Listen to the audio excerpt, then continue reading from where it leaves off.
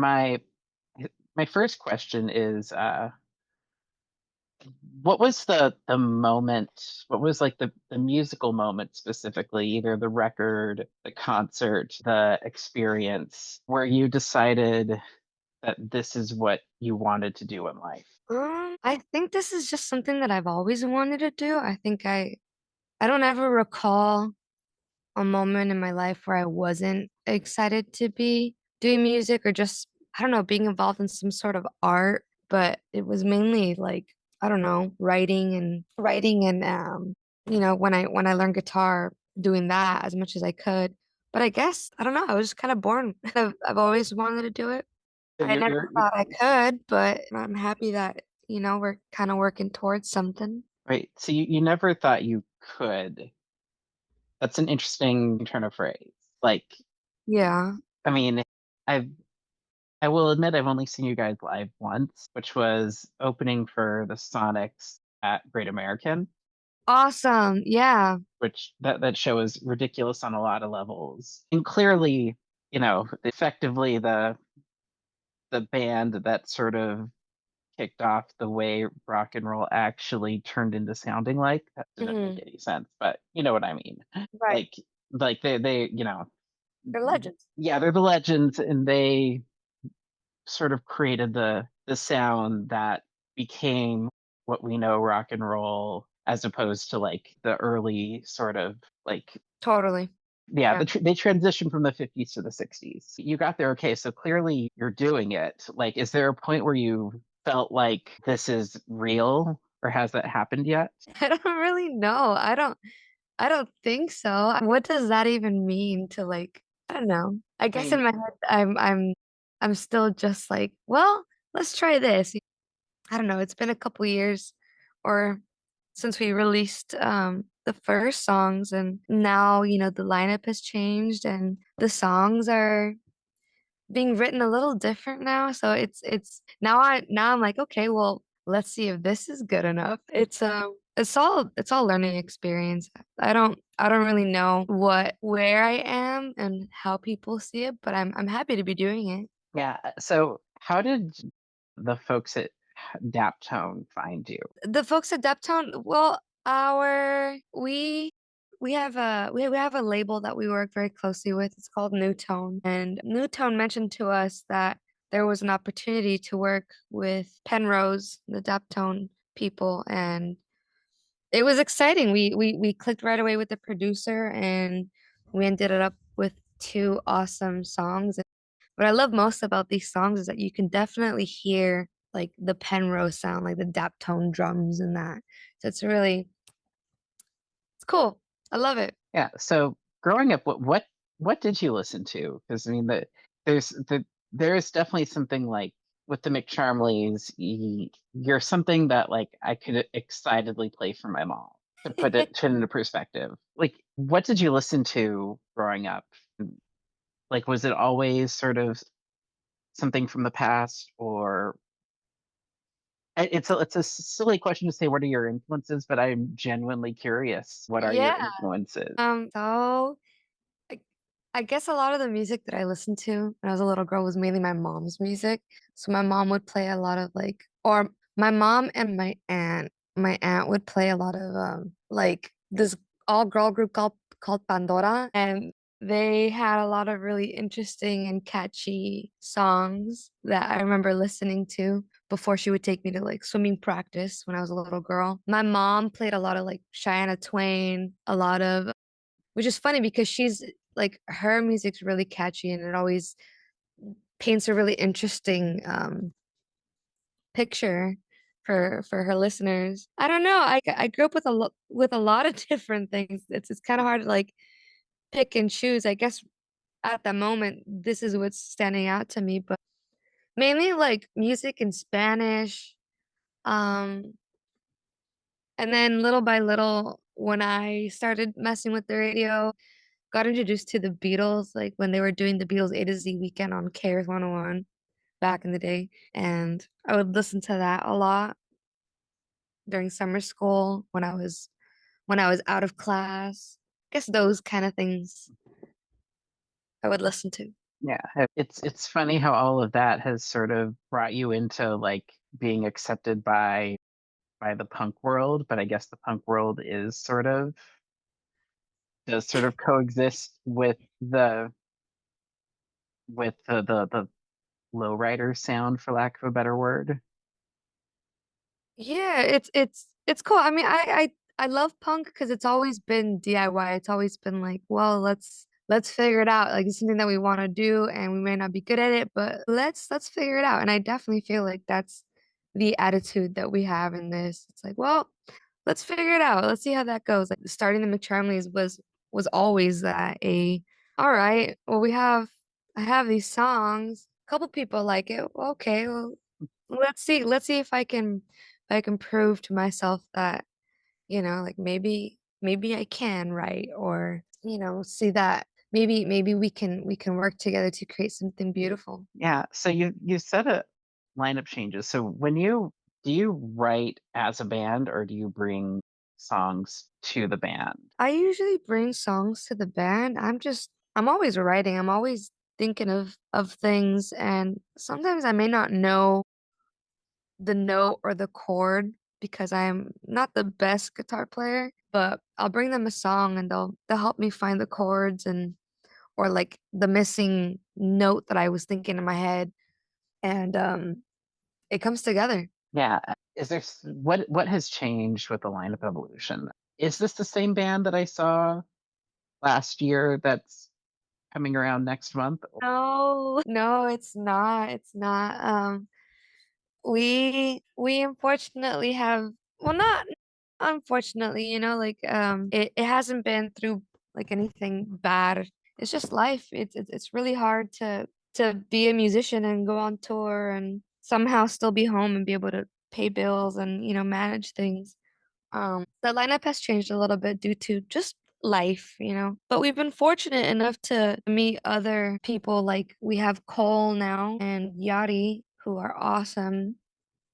So they're the two newest members. I think you probably saw Yadi in San Francisco, but the newest member I guess would be Cole. He's our drummer now. Yeah, yeah, your last drummer was great, though. He He has was big shoes to fill. definitely. I think he's got it. I think every drummer has like we've had maybe three drummers now. Our first drummer ended up going to the Navy, which is, we thank him for his service and he's still there. Our second drummer was actually our bassist, amazing musician, just kind of had to handle life. And then this recent drummer we met him at a record hop actually. I don't know, and he came up to me and was complimenting the band and he kind of mentioned if we ever needed a drummer that he would love to play with us and that's kind of how we met him. So we took him up on his offer. Okay, so what is next? I mean, it has been a number of years since the first record came out. I guess, yeah, 2023. So yeah, it's been a couple of years. What are your plans like for this tour and afterwards? Well, I'm so excited. We're currently in the studio again. We've already started laying down the foundation to two new songs, and I'm excited.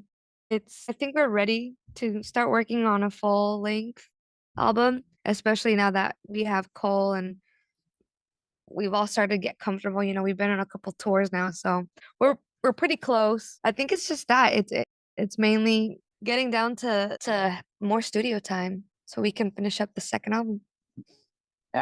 Is it safe to assume that everyone in the band has day jobs at this point? Kind of. That's a tough part. I think half of us were looking for jobs for a minute, but it's really difficult to get a job when you're also touring and you don't really know when you're going to tour. You try to, but some things aren't certain. So when you do know that your tour is coming up, then you kind of have to quit your job and most jobs wouldn't really allow that for you to take off that much time and still come back. Like it wouldn't be fair to the other employees. So sometimes that makes it difficult to keep a job for sure. But music is everything, and we would much rather do that. Yeah, will note that I think most of the people that I've encountered that tour while holding up a job. They have to. I mean, they basically work remotely and pray for connectivity wherever they go, Mhm.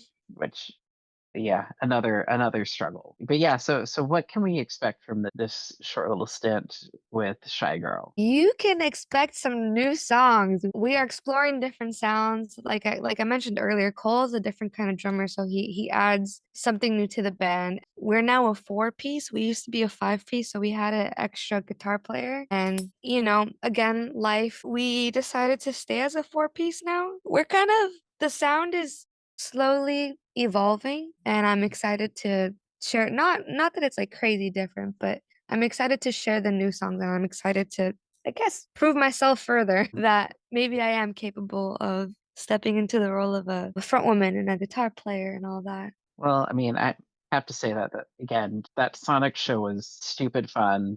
I play a record for my 6-year-old, and it is definitely a solid dance party. I love that. Oh, cool. Yeah, Thank you. I'm realizing that you signed the record for me. We may even have a picture together somewhere. Send it to me if you can. I'd love to see it. Yeah, maybe I'll make that the header image for this post. Oh God. Um, Okay. so it's funny because like usually I end these things with sort of like the callback to the beginning question. It sounds like I don't want to say you're like you don't sound confident, but I don't know. You guys are so good. Thank Um, you.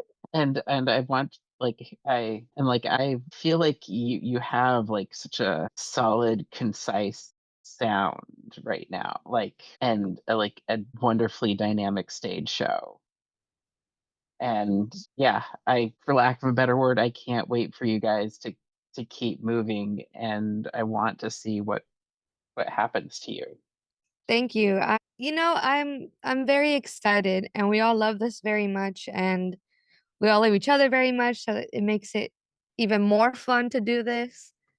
Either way, we're coming up with some cool stuff, so I'm also excited. Just we're gonna continue. We definitely love what we do, and even though I might not always feel the most confident in myself, I feel like that's something that maybe a lot of us might feel sometimes, like not very confident in ourselves. But I think it's important to follow through, that's what I'm trying to do. Like, I may not feel like the strongest guitar player or the strongest musician, but I love what I do, and just reminding myself that, like, makes me want to do this. I don't know. There's nothing else I would rather do than this. I have a lot of fun, and it's challenging and it's exciting, and I'm like lucky to do this with these guys. Yeah, you're doing great work. And all right, sadly, I don't have the picture together, so we'll have No. to fix that at some point. Well, we're gonna have to fix that because we're coming back anyways. Yes, you guys are playing. All right, give me a quick rundown of your tour dates for the pod. Sure, let me see. Let me pull these dates up real quick. Looks like right here. Okay. So we start tour July 24th, which is very soon, and we're starting it at the Rebel Lounge in Arizona. Do you want me to just kind of go Yeah, down and see where? yeah. And then on the 25th, July 25th, we're going to be at the launch pad in New Mexico, Albuquerque. And on the 26th, we're going to be in Fort Collins at the Aggie Theater. We're probably going to take like a day to drive. So on the 28th, we're going to be in the Urban Lounge in Salt Lake City, Utah. And then the 29th, we're going to be at the Shrine Social Club in Boise, Idaho. The 31st, we're going to be at the Substation in Seattle, Washington. And then August 1st, we're going to be in Portland, Oregon. And the next day on the 2nd, we're going to be at the Volcanic Theater Pub at the Bend in Oregon. And then August 4th, Goldfield, 1849 in Sacramento, California. And then we're going to be at the Great American Music Hall, which is one of my favorite venues, on August 5th. And then we're going to be in Bakersfield at Temblor Brewing, I think you say it, on the 6th. And then we have a free show in Big Bear August 7th at the Summer Concert Series. And then August 8th, we're going to be at the Majestic Ventura Theater. And we're going to end the tour at one of a place that I've always wanted to play. We're going to be playing at the Belasco Theater in Los Angeles, August 9th. I'm really excited. Everybody has to get tickets for that as soon as possible because I believe I have a very good feeling that it's gonna sell out. You also got, so you're playing some great spaces. I'm excited for you to play Rebel Lounge. Ooh, me too. I've heard a lot of great things about that place. A lot of my favorite musicians have been through there. So I feel honored. I feel like it's so cool. Like you get to go through these spaces and see who's been there before and it's like you're earning your badge. Yeah. Well, it's also, I mean, so Psycho Steve was one of the first people I've had on this, Uh, and he owns Rebel Lounge. I hope you get to interact with him because he is the polar opposite of his name, as in he's definitely just one of the nicest, sweetest people on earth. mhm. Um, there, since you are in Phoenix, I do have to forewarn you, there are a lot of Jimmy Eat World lyrics just everywhere throughout that venue hiding, if Gotcha. memory Okay. serves correctly. So if you don't like your melodramatic early aughts emo, it's less fun. I love it. I love it. I'm excited to check it all out. Excellent. Well, good luck on your tour. Be sure to hydrate, as if I need to tell you that. And thanks for spending the time with me. We'll get this edited and up hopefully before the end of the week. Thank you so much. Awesome. Yeah, Thanks for having me. yeah. Thanks for taking the time out, and thanks Stephanie again for, and I'll thank her too. And I'll send this to her when it's all ready to go. Yeah, and hopefully we can see each other in San Francisco. I will confess I can't make this Great American show this time. No. Okay, that's Yeah, I have a kid, so I just can't make everything. I understand. Dang it. Okay. But yeah, but it'll happen, especially since you're close. I feel good about you making many more journeys up here.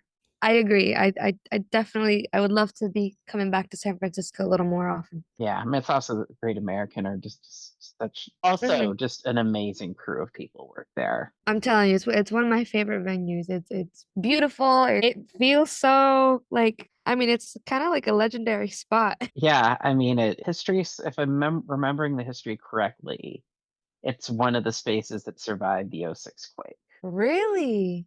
I'm 90% sure. I could be wrong. They could tell you otherwise. And there's also a chance it's haunted, but I might be getting that mixed up with the chapel. Oh my gosh, we played at the chapel too. Those two spaces have such a interesting vibe. I can't place it. We've been in a couple spaces, but those two, the chapel definitely felt like funky. But I kind Hmm. of like it. Like I love being in those kind of spaces and being like, ooh, creepy, ooh, this feels weird, you know? But Yeah.